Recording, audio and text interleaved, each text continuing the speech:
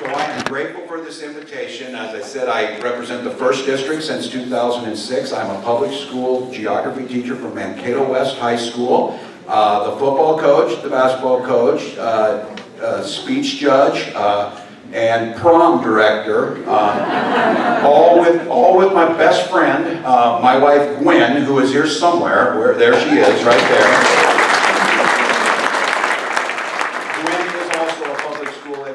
She is an American Lit and English teacher, and we have 2 children. Hope, who's 16, she is a sophomore. That name ought to tell you something about my wife and I think. And, but maybe would tell you if you met him more about us. Our son Gus is 10, and he's a 4th grader.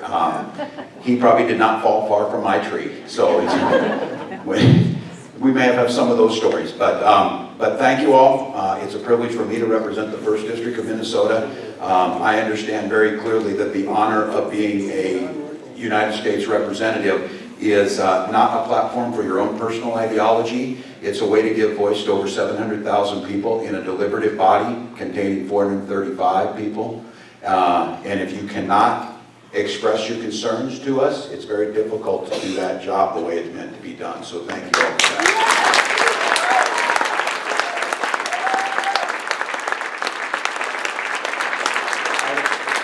Like to say, and grateful for this, we have some members of a noble profession. We have journalists and the news media here who be very, very clear about these people are not the enemies of democracy, they are the defenders.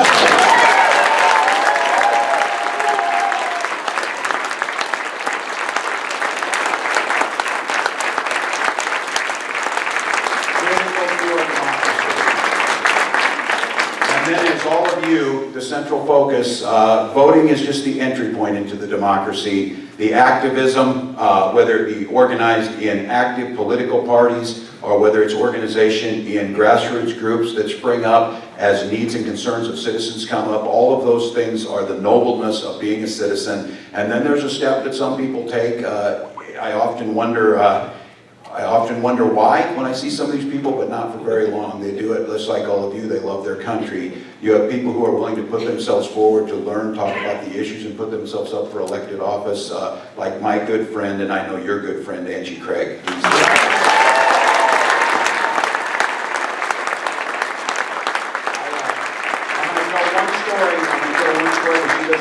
Because that's all I'm going to talk until you ask me about, because we're going to get started. Because again, I think we need to be very clear about these. Members of Congress don't do town halls. They're your town halls. We have the privilege of being invited to them. That's how this works. I've gotten an opportunity to know Angie over the past several years, and I'll have to tell you, if there's many traits that would make a great member of Congress. I would say one of them that I think Minnesotans value, whether it's honesty, openness, willingness to listen to people, all traits Angie possesses. But I have to tell you, in all of my interactions with her, I have found few people in my life who are as hard working as Angie Craig is. And that makes a really big difference in the job. And last year we did a roundtable on veterans issues. And I serve as the ranking Democrat in the House on the Veterans Affairs Committee. That is one of my committee assignments. I also serve on the Agriculture Committee. But we were focusing on what to do with the Veterans Choice Bill that was done in response to the Phoenix VA wait times. And there were problems with how choice was being implemented. So we were talking to a group of veterans leaders, trying to come up with some solutions that would try and make that program better. Angie organized that roundtable. And what I would say you should look for in leadership, a leader is the person who can get the right people in the room and ask the right questions to solve the problems that people are looking to have solved. The questions that Angie asked and what came out of that, several of the things to improve the Choice Act were actually implemented into law 2 weeks ago, and it's one of the very few things that President Trump was able to sign and put into law that I think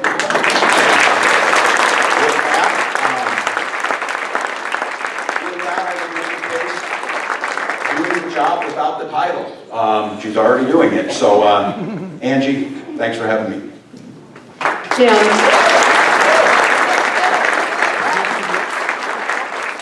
This was your idea, by the way.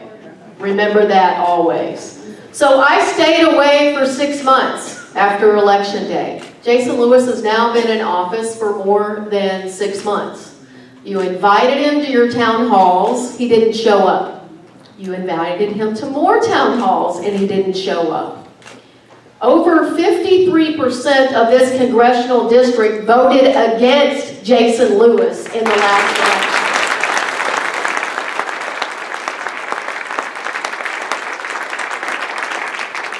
And he's not talking to a single one of the 53%. So I'm here today, really, as a forum. Our members of Congress here in Minnesota are Democrats or anybody else who wants to come out and stand in front of our constituents in the 2nd Congressional District. I'll come with them. I'll help them organize it. I'll get them in front of you because you deserve to have your voices heard. Now, all of you know I'm thinking about going again.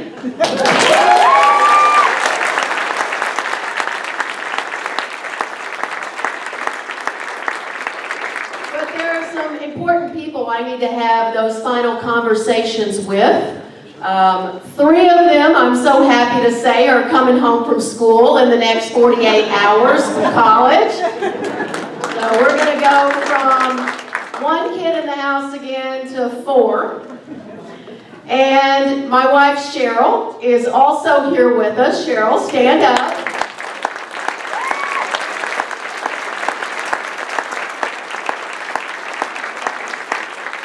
And I need to see if she's willing to put up with all those commercials against me on TV again. My dad told me the other day, well, you're not as ugly as you look on TV. It was a high compliment, I'm telling you. So I need to have those final conversations with my family. But what I really need to do is listen to all of you.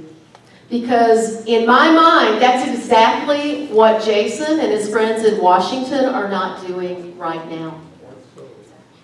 We have to agree that too many people in this district and in this country, healthcare costs are rising too much and their deductibles are too high.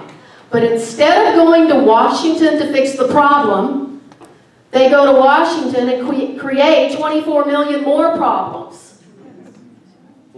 Every single vote Jason has taken so far has been against the interests of Minnesota families. So as I consider this, I want to hear from people who agree with me. I want to hear from people who don't agree with me, and so that's part of my agenda. I'm talking to folks who didn't vote for me in 2016. I want to know why. And if we can listen just a little bit more, put country ahead of party and partisan politics for a change. And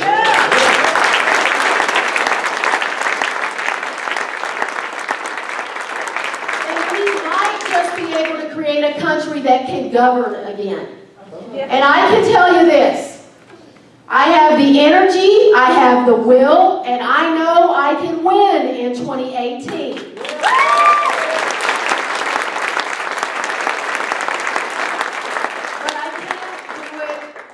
Without the people in the 2nd Congressional District. We came up 1.8% short in 2016. A very bad year for us, right? 1.8%.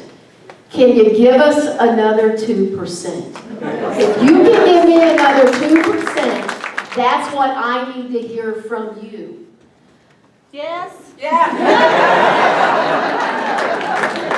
So as Tim and I get this going tonight, I just want to tell you, this is what democracy is about. If you can't take the heat, get out of the Congress, stand in front of your constituents, meet them, and let's have a great town hall. Thank you so much, Tim. Awesome.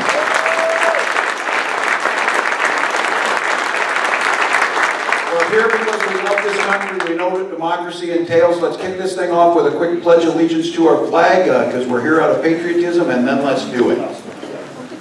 I pledge allegiance to the flag of the United States of America and to the republic for which it stands, one nation, under God, indivisible, with liberty and justice for all.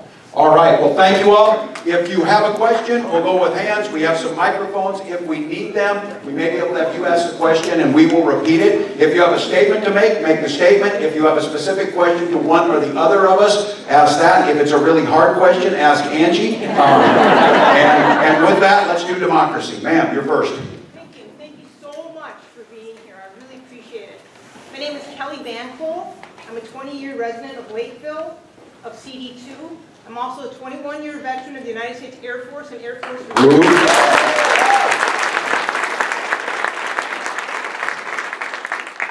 This one is for you, sir. Integrity, trustworthiness, and honor should guide the actions of our Commander-in-Chief. Mr. Trump has shown none of these. The allegations concerning Trump's ties to Russia must be investigated thoroughly, exhaustively, and immediately. Do you support and will you demand a bipartisan, independent commission with subpoena powers to investigate the grave allegations that threaten our national security? Yes, and in addition to that, a special prosecutor needs to be appointed. This question has come up, and I think many of you saw this. On January 13th, I was in a classified briefing that in my time in Congress in 10 years, I had never been quite so shocked when I came out of that. The briefer was the FBI Director Comey. I came out of there deeply troubled about the direction things were going. Specifically, without saying anything that was in there, dealt with what has now been collaborated by 17 of our intelligence agencies, by our allied intelligence agencies, and pretty much anybody who is looking at anything objectively, that the Russians certainly interfered with our election. The extent of which they interfered, we do not know. We must know. Was there collaboration? I do not know at this time, but we must find that out. We've seen a pattern of making it more difficult for us to find that information, and I say this to all of you, and I, in 10 years of the integrity of myself as a 24-year veteran of the United States Army, know that your word is your bond, and how you act on this. I am deeply concerned that if we as a nation do not look at this, it was former Vice President Cheney that said, if the Russians did what it appears like they did, it is a deliberate act of war. If you can destroy the integrity of a democratic government without ever firing a missile, that is the most effective war you have ever seen fought. And I think for us, regardless of who you voted for, regardless if you're a supporter of President Trump, you're libertarian, you're green, or you're a Democrat, we must find the answer. So we've been asking for it since then. I would ask you, and this question came up at my town hall in Austin last night, what can we as citizens do? You can continue to raise your voice and demand this. You can make it clear that we do not have an attention span like the president does. It is much longer than that. Our attention span is much longer. Our commitment to this nation transcends political ideology. And the facts point to this, that we must know the extent of what they did to protect us for when they do it again, because they have been emboldened by this. So the answer is yes across the board, and I would ask all of you to please continue to focus, and I know there are so many issues, and this administration tries to flood the zone so that there's so many shiny objects it's hard to follow. Don't allow this one to get distracted because it's too critical. Angie, you got the next call. I would just add to that. This has been one of my greatest disappointments of Jason Lewis since he took that oath. He campaigned to be an independent voice for Minnesota. He's been anything but independent so far. He needs to put country above party and ask for an independent investigation.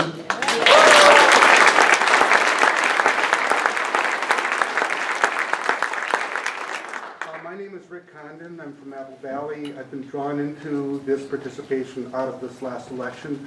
My recent concern, of course, is with the Comey firing.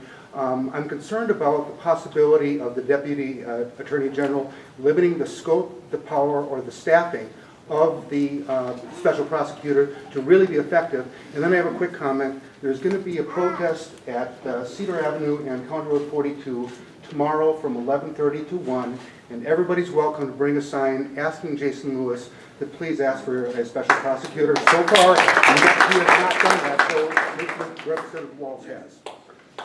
Well, I would just start out by saying you're absolutely right. The scope of this investigation has got to be with full transparency to the American people. It must be independent. I spent the first several years of my life, my career, as a journalist. So I have a tremendous respect for the profession of journalism. In fact, I gave quite a few politicians a really hard time as a journalist, and now Secretary of State in Tennessee gives me a hard time about trying to become one.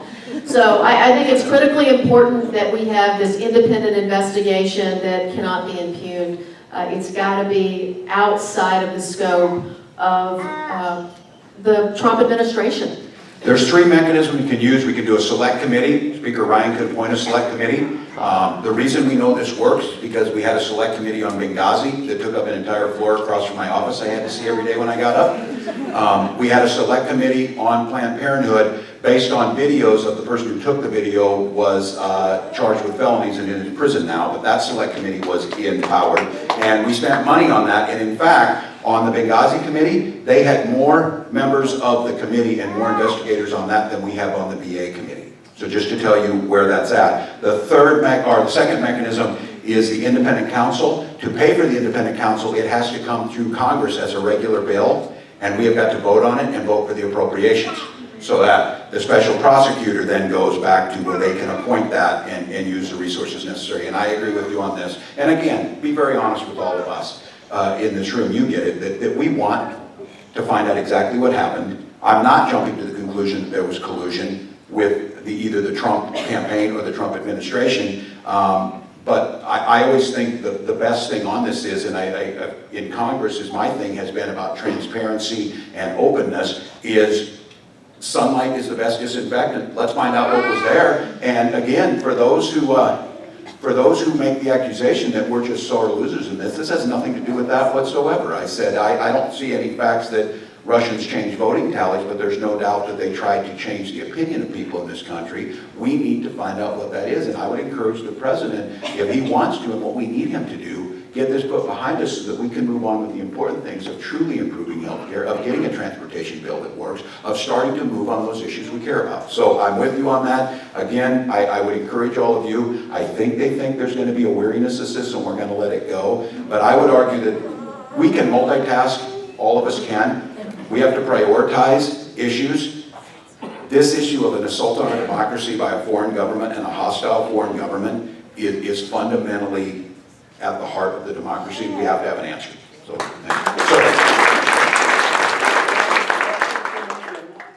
and I thought Angie might have asked Don Rickles to come tonight at first. Because I thought you looked like Don Rickles. that is beautiful. I'm not so sure about I that. thought you told. That's a stretch. I don't want you to get me in trouble, Matt. So does the Tom Cruise look? He looks just like Tom Cruise, right, Gwen? I should channel some Don Rickles. Was really handsome. Yeah, no, thank you. Go. No, my question is, it's not really a question. I've been hearing about this for a long time, and now Trump, today or yesterday, formed a panel for voter fraud, what he says is voter fraud. The vice president and also Chris Kobach are going to lead that. And I think it's going to be very detrimental to Democrats. I mean, I don't think that we can win if they throw millions of people out the voting rolls.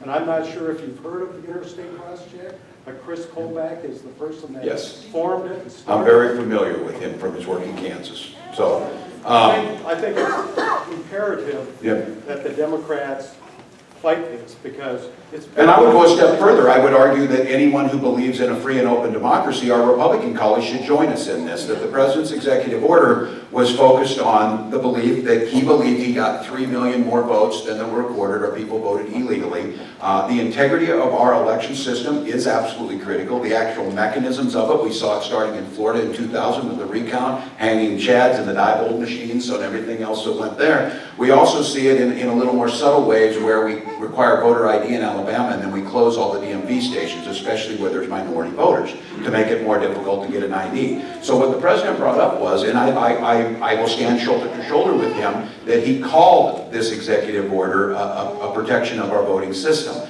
It appears that with Chris Kobach, who is the chief, I would argue, voter suppression expert, that may not be broader. But here's what I would argue to you, and this is all of us. The frustrations, and you're going to express them, and this is another one of those things that are up there that is absolutely critical. I think it's imperative for us to go to our citizens. You're here tonight on a beautiful night because you are super motivated. There's a lot of folks out there that make this thing, and I hope this has been put to rest, well, both sides are the same. it doesn't matter who you get there. What we need to do is use this as an opportunity to go forward on this, and we should make sure that there's no voter fraud. We all know it's one of the rarest crimes to have somebody do in-person voter fraud, but we should make sure the system is protected from that. But we should use this as an opportunity to ask the question, why is the greatest and oldest democracy on earth have a 54% participation rate in a critically important election? Why is that?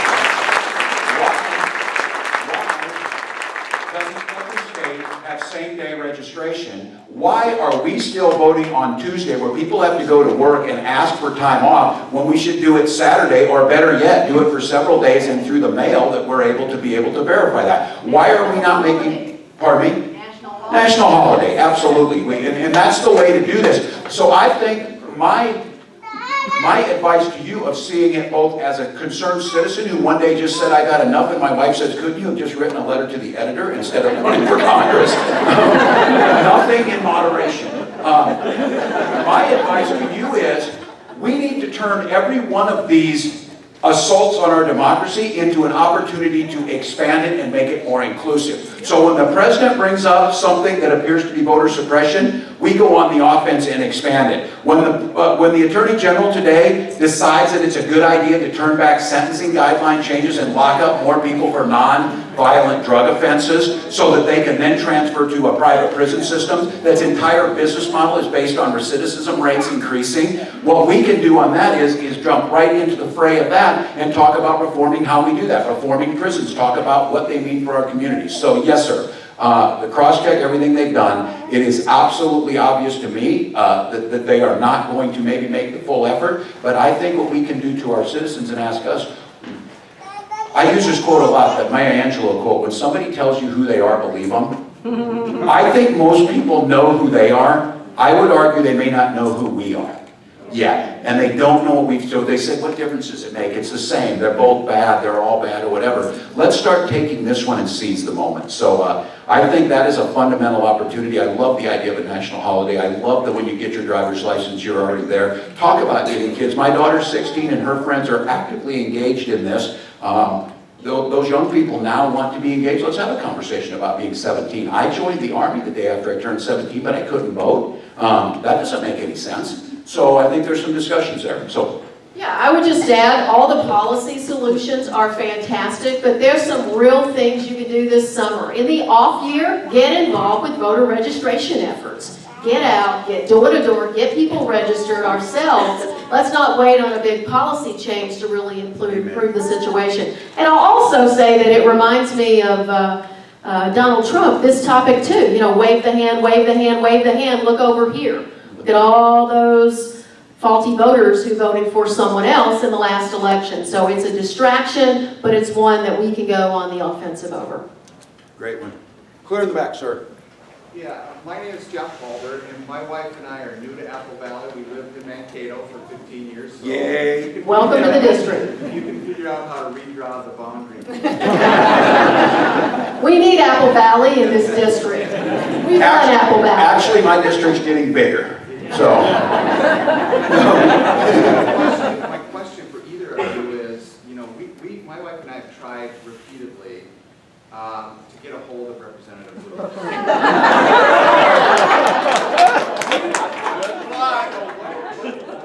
counsel do you have for us as either individuals or collectively to get him here?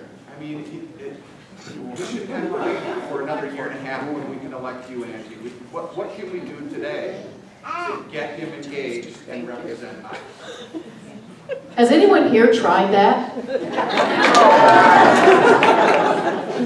I don't know how you get Jason Lewis to actually represent his district. Personally, I don't think he's capable of doing it, but that's just me.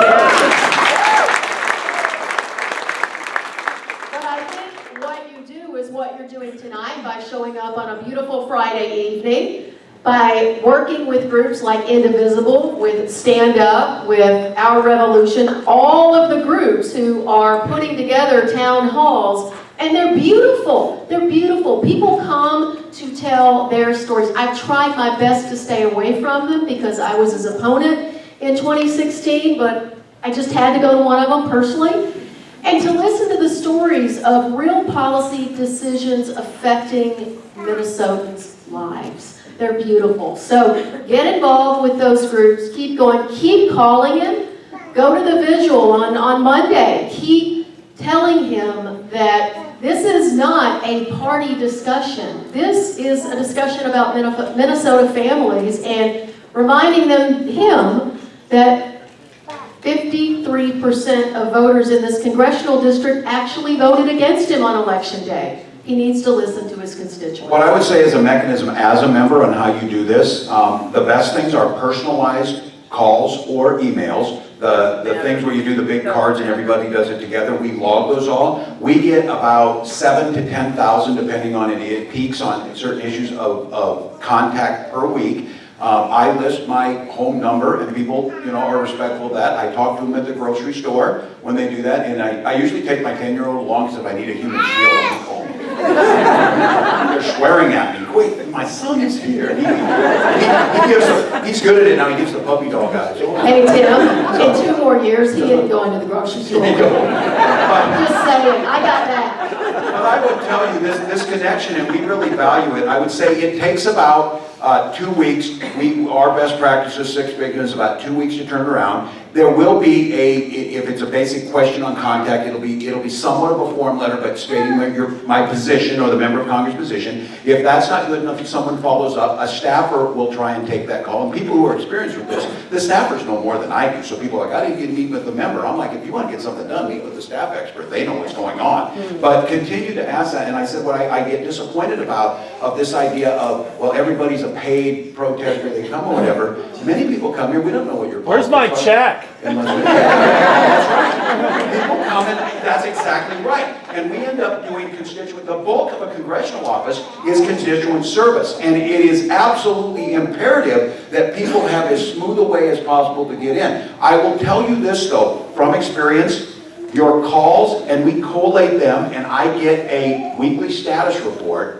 They do matter. And then what I try and do once a week is pick a half dozen of them inside each of those topics and call people. One, it's really awesome because people, I was like, Mary, this is Congressman Walz, I got your letter. And she's like, oh my God, are you ready? Or they'll ask, so do that. So I would encourage you, like Angie's saying, is it's not about the validation of having people show up and cheer for you, because trust me, we were discussing earlier when we did the town halls in 2010, the Teamsters were kind enough to send their biggest people in black shirts to sit behind my wife and my family, because it was not a good environment. You know what though? I needed to be there. I needed to hear it. And these were people that were not there because they were Republican. They were there because they didn't know how healthcare was going to work, and they were really mad at me because it hadn't been being explained to them. So keep the fight on, keep asking.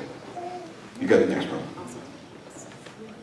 Hi, I'm Shelley Beaumont. I live in Apple Valley. I have a question that you could probably answer, and I have one for you. All right. That I probably can't Ooh, answer. you're in for it. No, I'll just throw the bone out for you as a general, but as being part of the minority Congress, with all the activism going on, are you getting any sense that McConnell and Ryan are starting to feel nervous, or are they still sticking with their diabolical plans? And secondly, Angie, have you been watching the Minnesota legislation at all? And are you concerned that they're also turning into a party who's against healthcare? They're against. They don't seem Minnesotan to me anymore. Yeah, it doesn't seem very Minnesota-nice, does it? Yeah. So I have been watching the state legislature. I'm very disappointed with budget talks. You're talking about a surplus that Republicans want to return to really the richest Minnesotans. And we have an opportunity with good fiscal management in the state of Minnesota to make some calculated investments. And I've said from the beginning that one of the best areas that we can invest in this state is in our people. And that's in education and job training. I mean, I worked for manufacturing companies for 25 years. And the best thing we can do is to make sure that the kids who graduated from Inver Hills Community College last night and who are about to graduate from Dakota County Technical, I worked with both of those schools. I gave the commencement speech last night at Inver Hills, that they have the job skills for the actual jobs that exist. And I think we can make investments in pre-K that aren't being made. And then let's talk about infrastructure. That's one area where we could actually work with Republicans on if they were willing to sit down with Democrats and talk about how do we invest in the infrastructure of this nation in rural areas with broadband and access to health care and those sorts of things. But, you know, it just feels like Republicans don't want to work with us on anything, and they can't govern themselves, right? I mean, they've got control. They can't govern. Then the last thing I'm going to say has to do with the federal law that passed on internet privacy.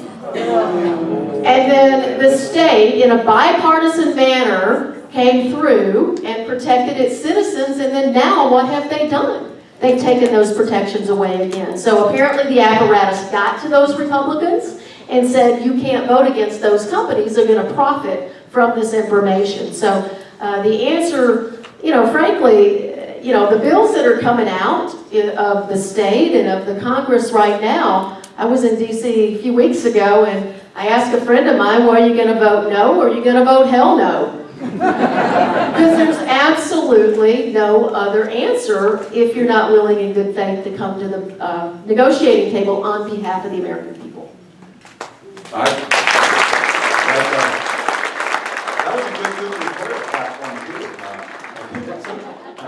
A couple things I would tell you. Here are two good things.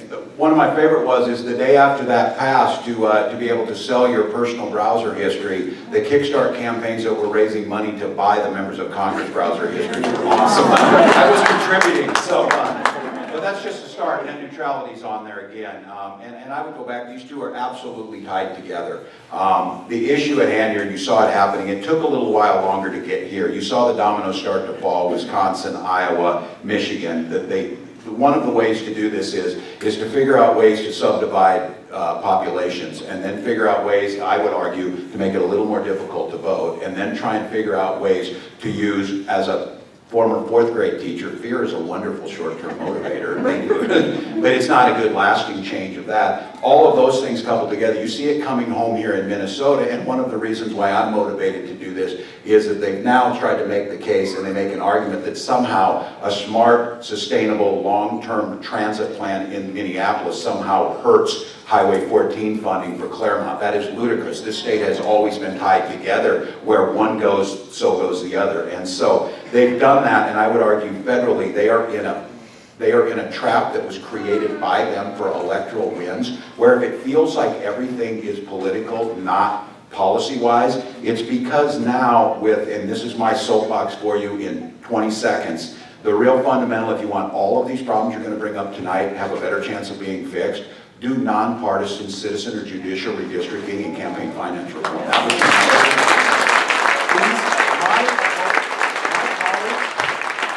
colleagues, with very few exceptions, they do not fear general elections, they fear primaries. So the minute, they won't take pictures with me because they're afraid it makes them look too moderate. So they won't even, well, that might be the reason Don Rickles on that. Anyway, so yes, it is real. They are stuck. There's no way out of it. They cannot compromise. They're being driven by a far right fringe of the Freedom Caucus folks that are distorting where folks are at. And the only alternative to this, and I would argue this just makes things so critically important, if historical trends would have held true, the 2012 election would have put Nancy Pelosi as the Speaker of the House, but because of the gerrymandered districts, we did not get it. 2020 is our next opportunity to do this, to change that, so it's absolutely critical. But keep this in mind, Democrats only control 16 governorships in the nation, and those are the places where the districts are